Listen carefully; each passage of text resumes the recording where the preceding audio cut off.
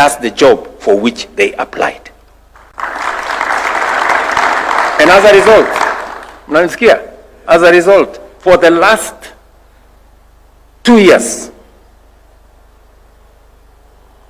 and those who are asking, they want to know the names, they can go to National Employment Authority. For the last 2 years, we have placed 400,000 Kenyans in different parts of the world to work, earn money, and repatriate that money to come back home. And my intention is to make sure that 1 million Kenyans in the next 2 to 3 years will be working outside Kenya. Because we are a global workforce.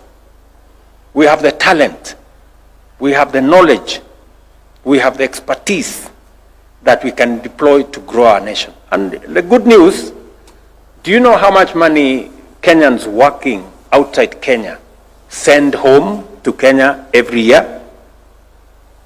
Now it's going to be, by this year, $5 billion.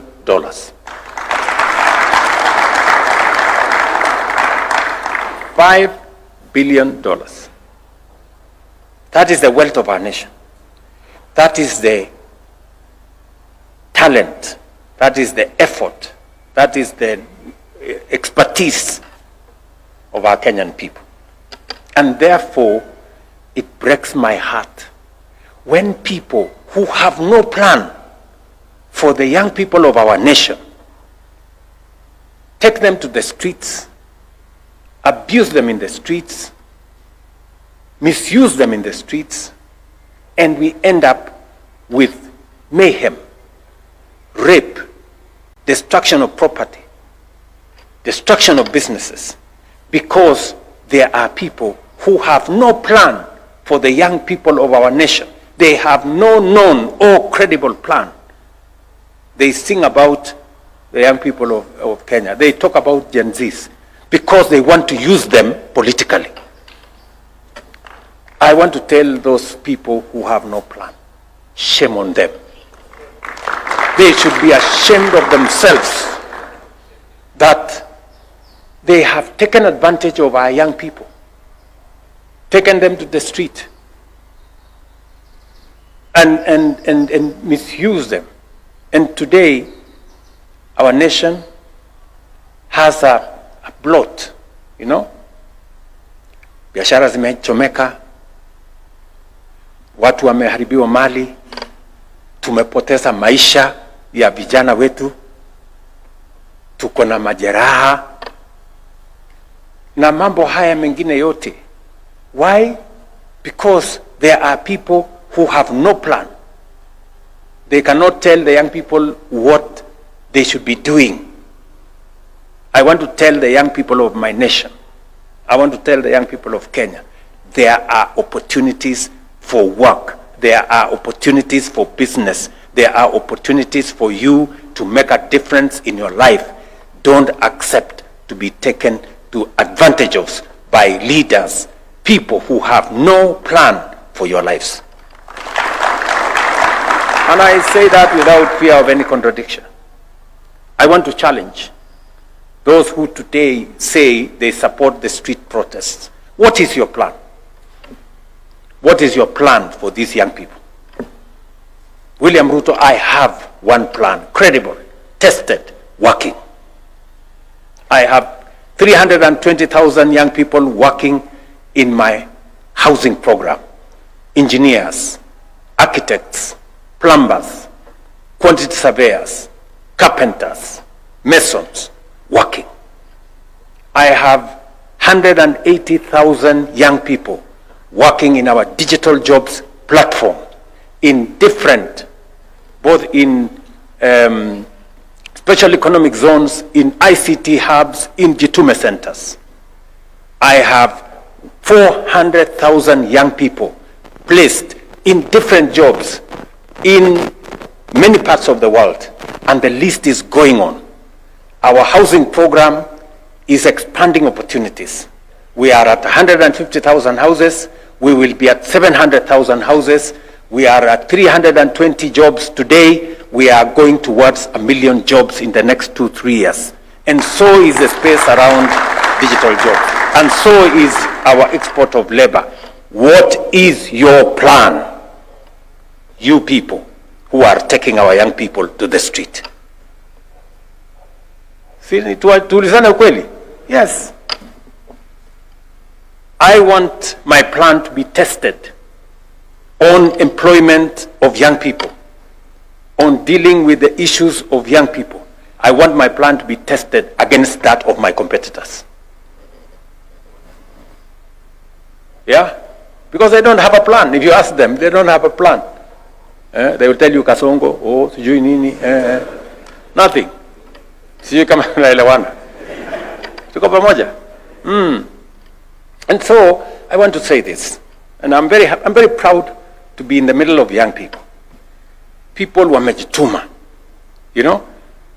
People who have come from different backgrounds, gone through difficulties, they've gone through challenges, but they've stayed focused. They've stayed on course. And today, we are celebrating Nairobi United.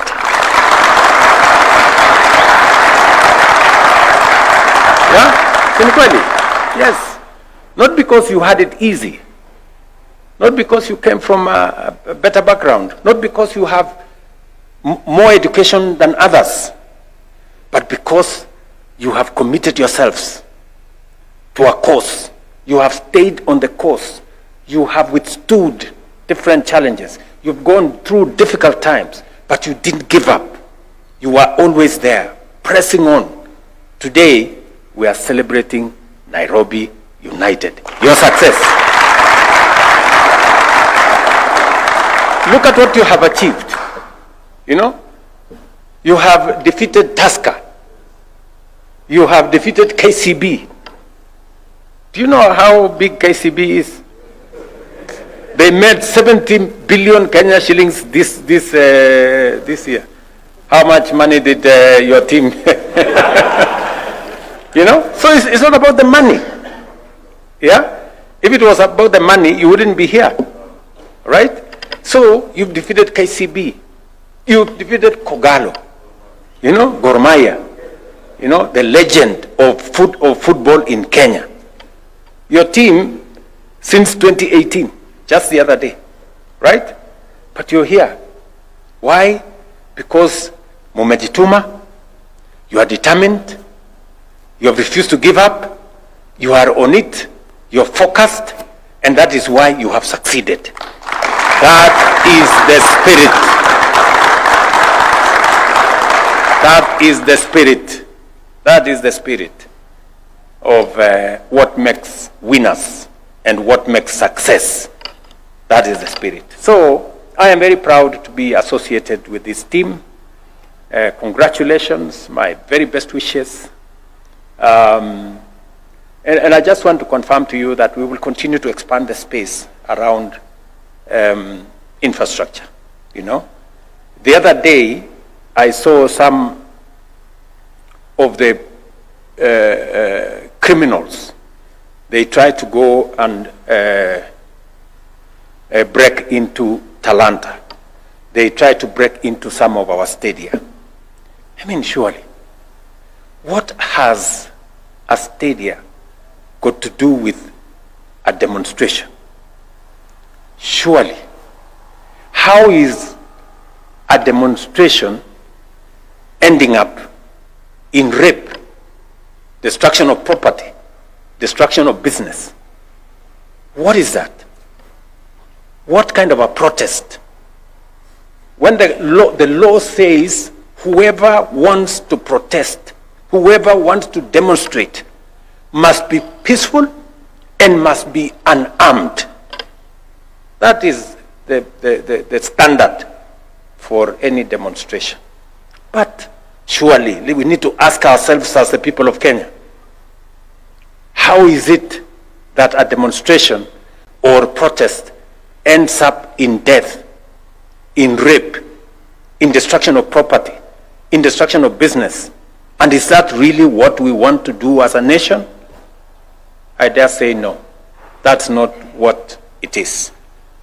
And that's why I have said we must all respect the law, irrespective of who we are, irrespective of what we believe in. We have a nation to keep. And for now, I am the custodian of that constitution, and I will make sure that I will defend the constitution of the Republic of Kenya. Tuko pamoja, my friends? Yes. Until somebody else takes over, I am here, and I will make sure that hii mchezo tunawachana naye.